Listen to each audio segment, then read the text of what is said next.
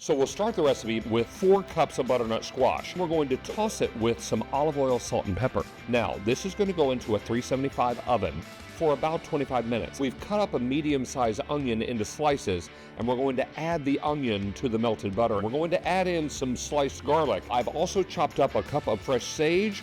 We're going to fry that very quickly inside the butter. Now, we've already put our roasted butternut squash inside our food processor. Let's add all this in. Ginger and nutmeg, our sour cream, our room temperature softened cream cheese, our caramelized onions and garlic. Then we'll add in our cheese, and then finally a portion of our fried sage leaves. So we're just going to pulse this. What you want to do is just make sure this is nice and even.